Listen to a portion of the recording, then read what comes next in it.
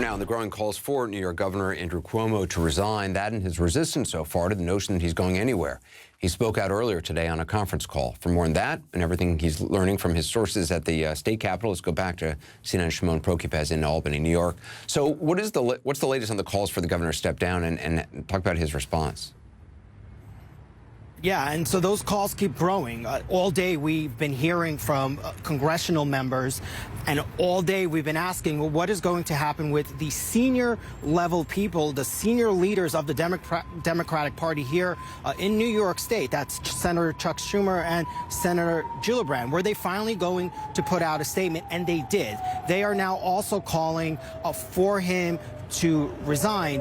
The governor today lashing out against his own party, saying that they have formed conclusions that in essence are reckless and dangerous, that they should allow the investigation to play out. Here is more of what he said. Part of this is that I am not part of the political club. And you know what? I'm proud of it. And Anderson, all of this really, the leading up to what led up to all of this today was that both the senators saying that because of the multiple credible allegations that the governor has lost confidence of his governing partners and the legislators here in the state, and that is why they have finally come to the conclusion that he needs to resign. So if the governor refuses to resign and then the state attorney general's investigation, I guess, would take some time, does the focus now shift to what the legislature might seek to do? That's right. It would focus on the state legislators here, the assembly. They have started an impeachment investigation that's going to give them subpoena power. They're going to be able to depose witnesses, interview witnesses. It may rest with them ultimately. There is a growing number of assembly members that are also saying that they want to see the investigation play out, but they also are calling for his resignation. Remember, Anderson, that investigation also involves the nursing home scandal. So there are multiple investigations and multiple things that they are looking at, Anderson. Shimon Prokupecz, appreciate it. Thanks again. Perspective now from CNN political analyst and New York Times White House correspondent Maggie Haberman. Also CNN senior legal analyst Preet Bharara, former U.S. attorney for the Southern District of New York. Maggie, now that both Democratic senators from New York have called for Governor Cuomo to resign, joining many other New York Democrats, has it kind of reached a critical mass? And if he doesn't resign, is there any way he can effectively govern?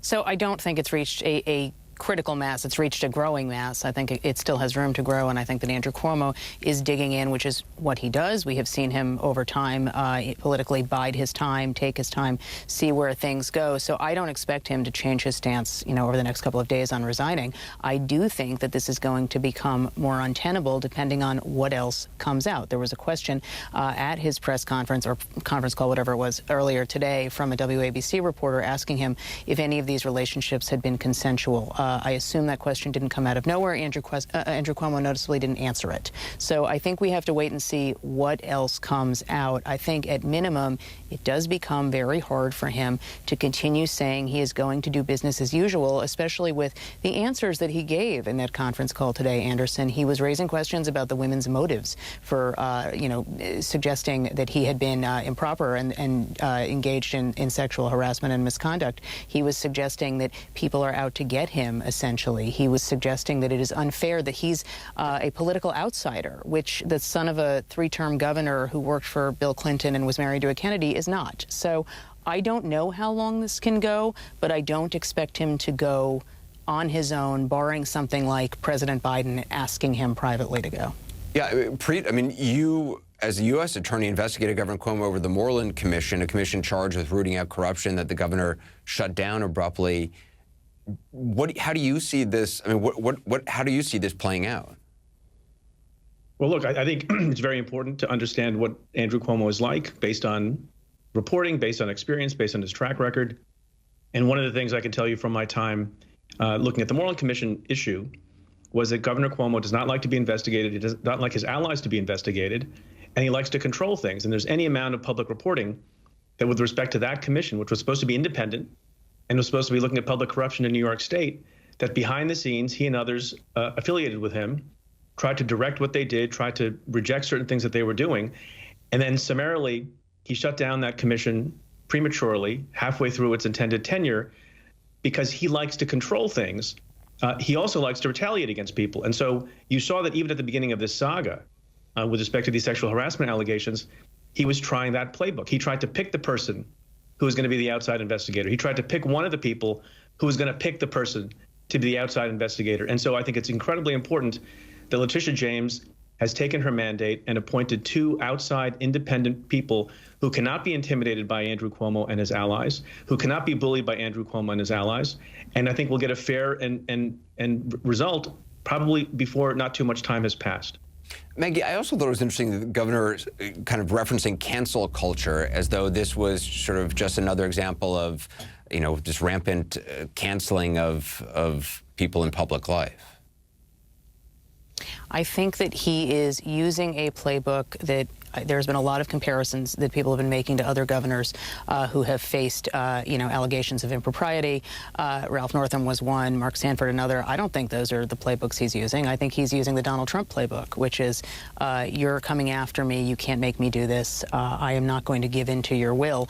I think it's worth noting, Anderson, that what he's accused of here relates to 2 laws that he signed into law about sexual misconduct that he is accused of breaking by these women's allegations. That's essentially what this comes down to. And so I think that will factor into the investigation. I think Preet is right that there will be an investigation with answers sooner rather than later, because I think that officials around the state recognize that having this hanging over all of their heads is problematic. But the cancel culture line and the one that I referenced earlier about how he's not part of the political club, among his other pieces of curriculum vitae, he leads the National Governors Association.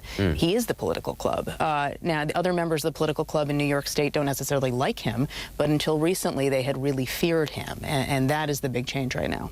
And Governor Cuomo ended the press conference or press call by referencing what he called the last allegation. He didn't specify which allegation he was referring to, but said it's, quote, not true, and, quote, I have not had a sexual relationship that was inappropriate, end quote. The governor used to be attorney general. He knows how to be precise with his words. In this sort of investigation, who will decide what is or is not inappropriate? Look, I think the investigators are not going to necessarily make that determination. I think they're going to lay out the facts. And if there's a violation of law, they'll make a referral of some kind. And the governor knows how to choose his words. And as I've experienced in my own time dealing with him in his office, he will say things one day and say the opposite thing the next day if he thinks it's in his political interest. And the other thing that's sort of interesting to watch is the degree to which he engages in retaliation. I mean, even in this case so far, over the last number of days, his office has conceded that they have released publicly and to members of the media portions of personnel records with respect to one of the people who is accusing him of misconduct. That alone is part and parcel of the way he conducts himself and is going to be probably outlined at some length in the report, and it's probably not going to be good for him at all. Preet Bharara, Maggie Haberman, appreciate it. Thank you.